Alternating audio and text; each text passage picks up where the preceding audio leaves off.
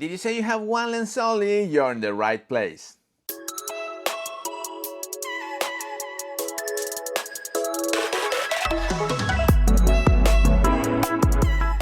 Hello everybody, welcome back to the channel. Thomas Love here from beautiful Vancouver, British Columbia, and today we're gonna discuss one major aspect of the upcoming Leica Q3. What will be the resolution? Is it using or not the 60 megapixel sensor that we see now mounted on the Leica M11? And most important to me, what will be the image processor? Are we getting the Maestro III processor or not?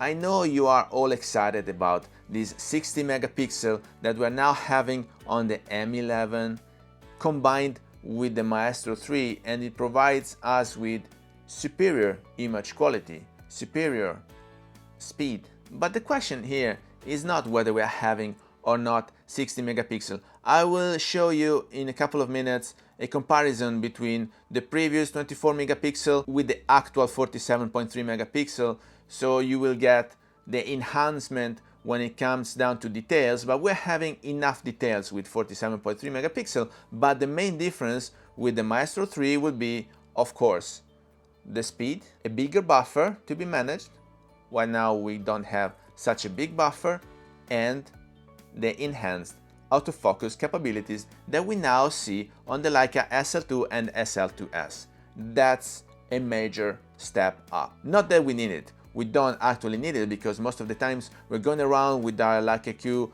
Q2, eventually Q3, we use zone focusing or we use manual focusing, but it's nice to have in 2022 or 2023. If the Q3 will be released next year, it is nice to have a aligned to the market autofocus capabilities in our body. So just as a recap, with the 47.3 megapixel with the actual sensor, the Leica SL2 is one of the few full-frame cameras that can shoot 5K videos. It is also one of the few full-frame cameras that can shoot 60 frames per second while shooting 4K videos. This is not a given, this is not easy to do. You will need a very fast, a very strong processor in order to manage the amount of data that you are collecting when you're shooting 4K at 60 frames per second. So let's see if we're getting or not those famous 60 megapixel. I'm not into the megapixel race because I don't think we need it, but eventually if they were using the same sensor that we're having now on the M11, we will be eventually able to use for real that 75mm crop that we're now not using due to its low resolution. So why do I think that the Q line has much more in common with the SL2 line than the M11? Because the M11 is a manual focusing camera.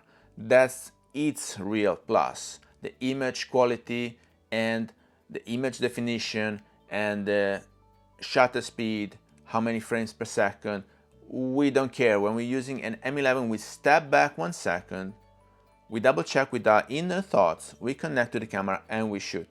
While with the SL2 and the Q2 especially because it's an everyday carry, you need to be fast.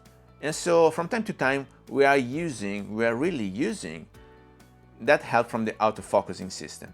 And so you need a real nice Maestro 3 if you want to implement the body, face, eye recognition that we saw working so well on the SL2 right now after the latest software update. So I'm really hoping to getting both a good resolution megapixel and the Maestro 3 processor. I'm not into the 60 megapixel at all because it's a megapixel race. The files will be way too heavy and the computer, your actual computer, will have some challenge in managing such a big files and this big amount of data.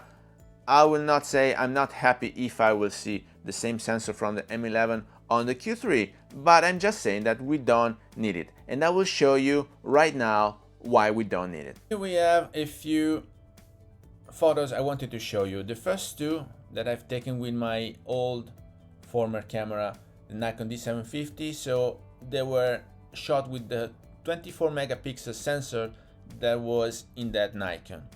And if we want to zoom in, as you can see, and have a crop out of that image, we have enough details. So 24 megapixel was more than enough till 5 minutes ago, so before these megapixel rays started. As you can see, the two birds are very sharp and detailed. For whatever crop you want to do, here I was using my Tamron 70-200 f2.8. The f aperture was f8 due to the strong sunshine, and I collected enough data to do any cropping whatsoever, as you can see. The second example, this was Tibet, the Potala Palace.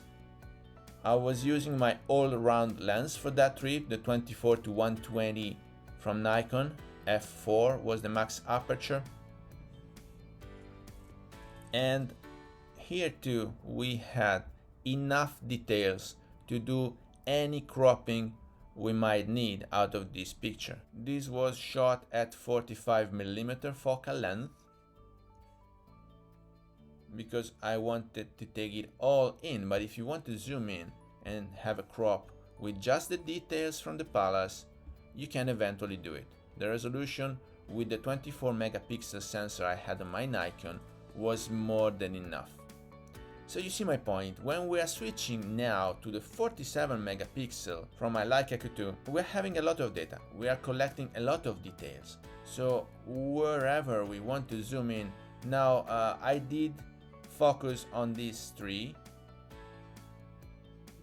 not on the people over there, but just to show you an example. If you want to zoom in, you have enough details collected. Now, this would not be a feasible crop because persons are out of focus, but whatever other cropping you want to do, you want to change the composition, you want to show more tree or maybe more of this beautiful sky that I faced that day in south of France, you can do it.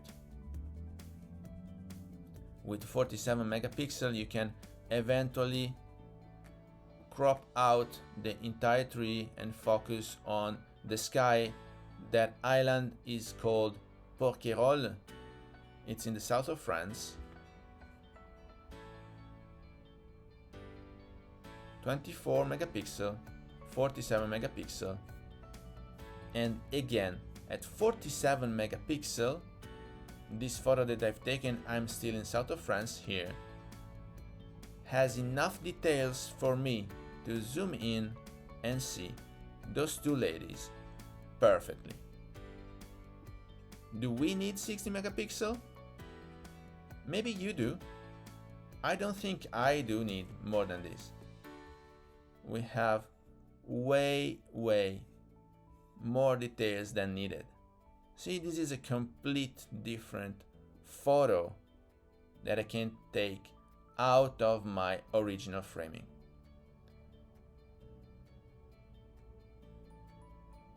I hope this was enough to show you. If it's not clear, please let me know. I will be more than happy to answer your questions down here in the comments.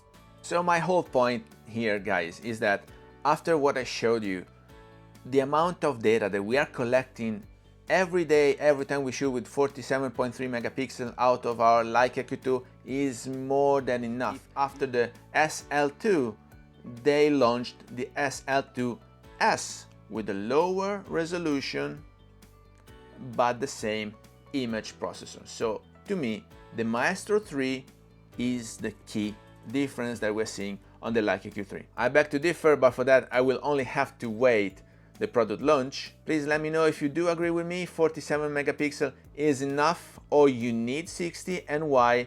Let me know down here in the comment. I will be more than happy to answer you all. So I hope all these aspects were clear enough and that you enjoyed the video. If you got any value out of it, please remember to like it, share it on your social media, subscribe to the channel so you won't miss the new videos to come, and I guess I will see you later. Thank you. Bye.